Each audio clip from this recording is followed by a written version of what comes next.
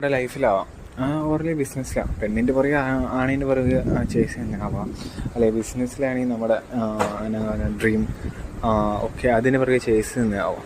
ഇതിൻ്റെ പുറകെ ചേസ് ചെയ്യുമ്പോൾ നമ്മുടെ പോകുന്ന ഡെയിലി ലൈഫിൻ്റെ ചില കാര്യങ്ങളുണ്ട്, അത് നമ്മൾ അവോയ്ഡ് ചെയ്യാൻ പാടില്ല. കാരണം ഒറ്റ ലൈഫേ ഉള്ളൂ. പോകുന്ന വഴിക്ക് നമ്മൾ എൻജോയ്മെൻ്റ് എന്ന് പറഞ്ഞത് പോകുന്ന വഴിക്ക് നീ ചെയ്തെന്നാന്ന് ഘോഷിച്ചില്ലെങ്കിൽ അതിൻ്റെ പർപ്പസ് എന്നാന്ന് നമുക്ക് മറന്നു. കാരണം ലൈഫ് ഫുള്ള് ബോറടിച്ചു പോകും. കാരണം എൻ്റെ ഡ്രീം എന്ന് മാത്രം നടന്നുകൊണ്ടിരുന്ന അത് വേണ്ട മൈൻഡ് സെറ്റാണ്. പക്ഷെ നമ്മൾ അത് മാത്രം നമ്മുടെ തലയിലേക്കുമ്പോൾ നമ്മുടെ തലയിലാകുമ്പോൾ നമ്മൾ എന്തിനെ ജീവിക്കുന്നു എന്നുള്ള കാര്യം വരെ നമ്മൾ മറന്നു.